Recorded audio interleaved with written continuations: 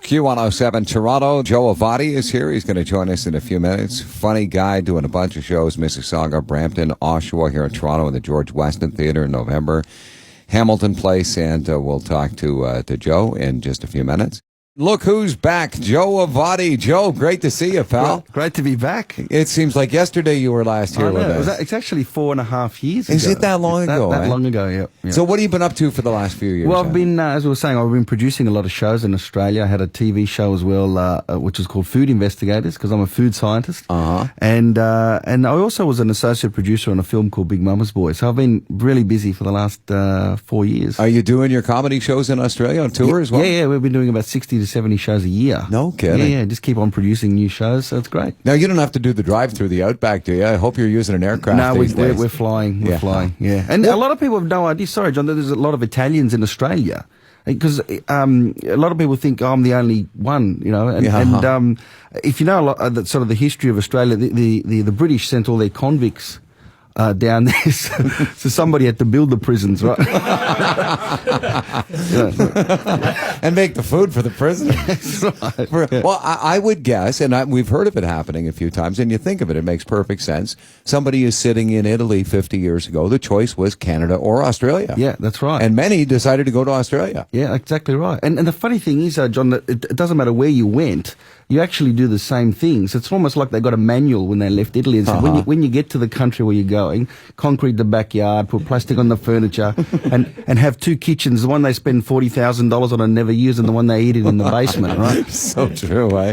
Well, okay, here's one then. Yeah. If hockey sticks are used in North America to hold up your tomato plants, what do you use in Australia? Cricket stumps. That would make perfect sense. Joe, I got to ask you though, and I didn't realize in our previous conversations that you have such a technical history with food, and having done a show in Australia yourself, it's amazing the way food television has taken off in the last 10 years. People who don't even like food that much find themselves watching hours of the Food Network. Why is that? Why do people find it so fascinating? I mean, the chefs now have become rock stars, and certainly in Australia, and I'm sure that around the world. I think it's just such a thing that you can do it instantly, and you know, if you can do it well, it's not going to kill you. So I think that's probably why, you know, people like to mix things together. It's just a thing from childhood, really. I mean, I loved doing that sort of stuff when I was a kid. That's why I pursued science, and I think that's really why people like to do it now. They like mixing stuff together and seeing what they can concoct and what they can come up with. Well, talking about food, we were just saying this morning that in the last 10 years, it's incredible how obese America has become, like statistically. Yeah. So there's the correlation between watching a lot of this stuff and I guess consuming it. It would be natural, wouldn't it? Exactly right. I'm going to try and make that myself. So it's been 4.5 years since all of your Canadian fans had a chance to see you. What are you bringing to the show this time Well, out? the show's, a lot of people ask me, you know, can you come back and keep on doing the same stuff? And there's a lot of new stuff in the show. I really sort of dug deeply and I went back to my childhood to find out what made me start to think about being Italian. And a lot of it had to do with my, we had these Australian neighbours, which you guys call them munja cakes here, right? Yeah. And that's what I was called during my high school years. Hey, cake. Hey, cake, close the lights. Give me a gum. And I grew up with the munja cake next door neighbour. I remember the first time he came into my house, he was 7 and he got drunk. And that was that was just on the salad. Didn't even get into the good stuff. And then I start to, so I look at that aspect of it, but I also look at the kids, because I'm 38 and I'm a single guy. I don't have children, but I got a lot of teenage fans, you know, and they're looking at me and I'm saying to them, do you understand? This is our life. This is what we went through. Because the kids today, I mean, when we were growing up, you know, we copped a lot of beatings, you know, and the kids today, this generation don't cop the beatings that we did. And I personally, I think they're the generation that needs to be beat up the most. But and so sad for them missing out on such glorious beating. You know, because I remember when we were kids, I said to my dad once, can I have an earring? right? And I'm 38. I'm still not allowed to have an earring. And he's whacked me on the side of the head and he goes, now your earring for a long time. You know, Okay, good point. You know, and the kids today, I mean, I got this part in the show where I say, you know, you guys, do you understand that we got shoes thrown out as a hammer? I got hit with the electrical cord once, you know, and I'm looking at this kid and he's looking at me with a blank look and I'm thinking, of course you don't understand. You're from the cordless generation.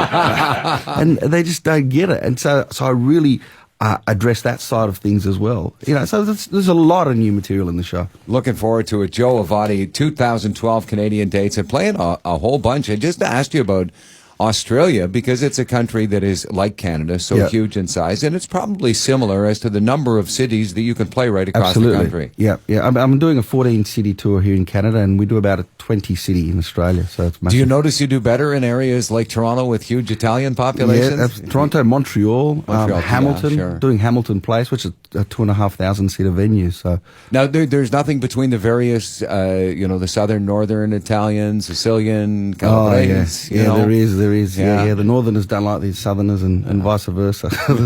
there's a bit of a. But you know, I found that in Canada it really mixes in well because there's so many people from the north as well as from the south. So it sort of blends in fine. It's not you don't have that sort of tension so much. Do the communities work similarly in Australia and here in North America? Because the Italian folks have always been very much integrating with the rest of the culture. They do, but in Canada I find that there's more Italians in politics and in big business, and it's more accepted to be Italian. Joe Avati is with us. Joe, one of the things about the internet age in which we live is that you can sit at Melbourne and read all about Canada. You know you're coming over here, so you can do some research that would have been impossible. I find myself fascinated these days by some Australian television. I just watched a program called Underbelly. And these days, it's so much easier to immerse yourself in another culture because it's so readily accessible. Yeah, absolutely. And that was a big show in Australia.